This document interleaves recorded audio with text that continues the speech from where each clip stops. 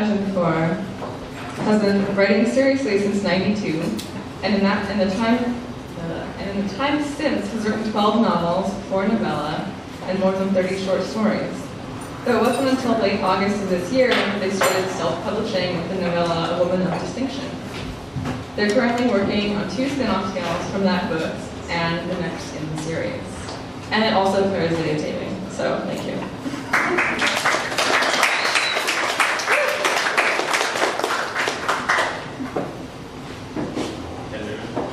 Can anybody hear me? Yes. Good. I've never done a book reading before, so hopefully I don't bore anyone.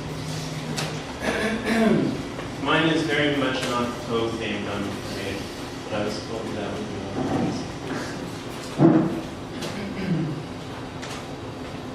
I delight in the late afternoon with a glass of wine, a slice of cheese and a slice of sour bread. It is a wonderful and relaxing time, to be sure. I may be in the company of grizzled men with foul odors. They are well over there, across the room of the bar, and to some extent able to be ignored. I stay laid out on this couch of taut brown leather, its occasional stained and burned gold. I sip my wine with an elegance never seen in such a sweaty and hairy hole as this place. It hasn't been more than an hour since I arrived. The others here were stupefied at my entrance and paled in the glory of my arrival. I believe one passed wind and the other made a half-grunt, half-gurgling sound.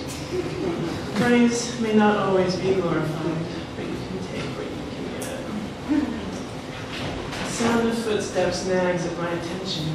Obviously, I require more wine to quiet my vigilance. Like the grunting laughter and conversation coming from the bar, I make it a point to ignore them. They won't have anything to do with me.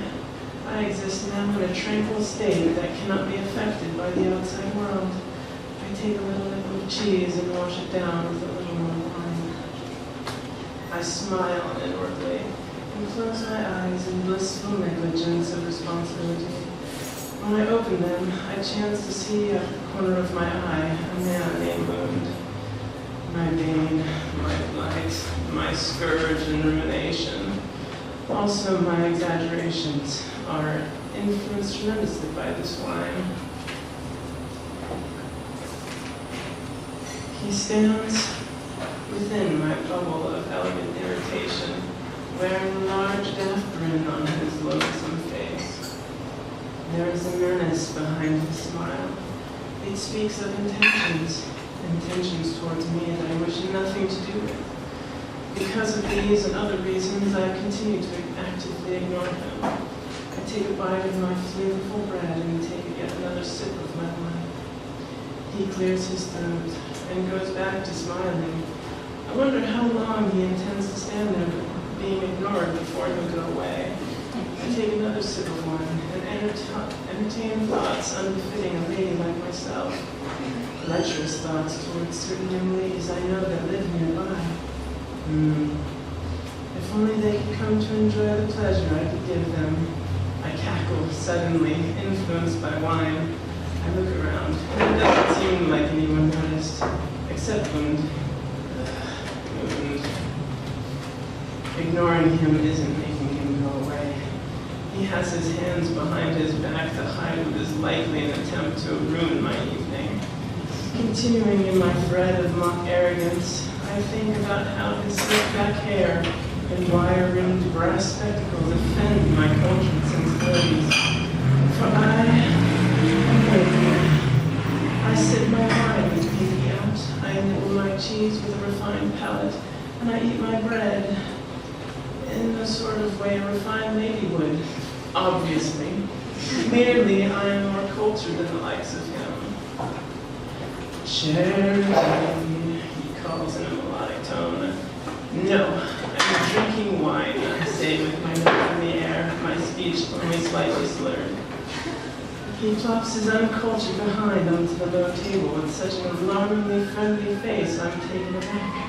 His mouth is open wide in smile, his eyes are nearly closed, and his eyebrows lifted so high you'd think they were trying to make a run for his hairline. It's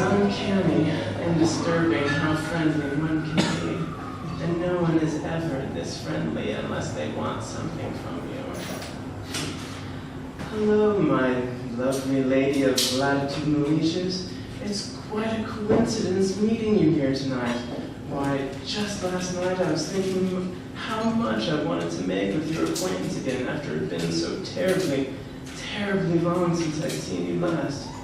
I have, though it may be improper to say, desires of you. He reveals in his hand a slip of paper and slides it towards me on the table. Impertinently, he leaves it next to my bottle of wine.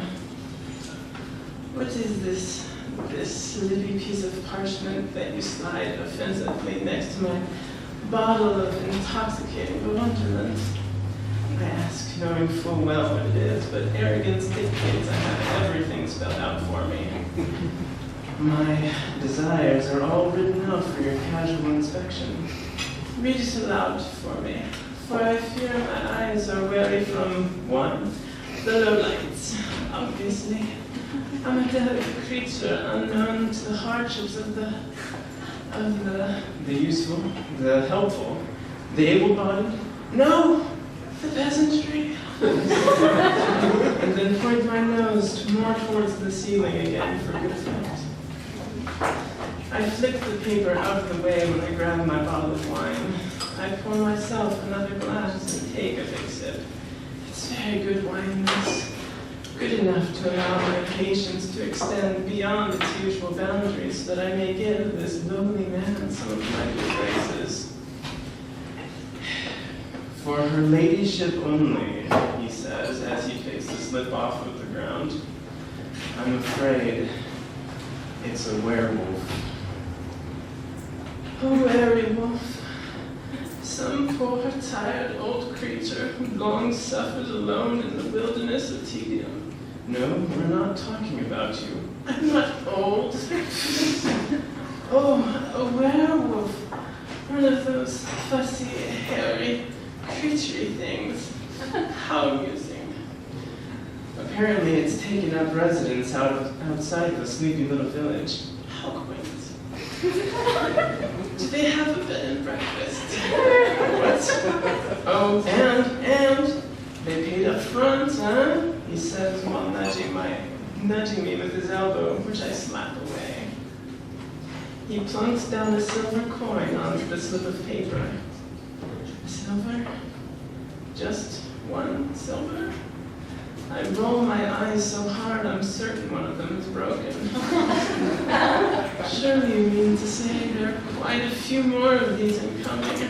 It's not even my favorite color. I prefer more of the cold color. What part of Sleepy Village is misunderstood? You could probably buy the whole village for a gold. A werewolf for a silver, I ask incredulously. I thought your name was Lady Charity Copper. Very funny, I say, unamused. Doesn't the copper part of your name come from what you're willing to work for? I pretend to laugh. Come on, I've just arrived. Now, Charity. Kelsey! You're an adventurer, aren't you? Aren't you supposed to be willing to do anything for no pay? Plus, if you'll not forget, you've been allowed to join with other guilds on condition you do some charity work for ours. I thought that working for this guild wasn't charity work. What a terrible thing to say, he says with some hurt pride. I don't mind doing it, but I'm not leaving right now. I'll leave tomorrow. When a large grin plasters his face again, I add in maybe. When his smile falls, he sighs and asks if he can have a little sip of my wine. Certainly not peasant. Where is this sleepy little village? Ah, he utters in forgetfulness. Fiddly tits? I beg your pardon. No, it had to do with tits. I know it did. Living in your own perverted dreams, you lech. And reads over the slip and finally proclaims, No, I'm right. After a fashion, it's Titwick. How did you get fiddly tits out of Titwick? I accused. Titwick. My slurred mind runs through the name a few times. Where is that exactly? Oh, it's next to the city of Biddy Hills. I smack him on the arm, for which I nearly spill my wine. Right, sorry, it's in Coventry. Coventry, but that's out in the Eastern Territory. He smiles again. Damn his smile. It'll take at least 2 days by train just to get there. Thank you, Charity, he says as he leaves my company. My name is Kelsey, damn it. I groan loud enough to warrant a strange glance from someone at the bar. I finish my glass in a few large gulps, but suddenly the wine doesn't taste as good anymore. I'm tired of being here. I decide to go up to my room. I take along with me my glass and bottle. I'm going to keep drinking this wine until it tastes good again.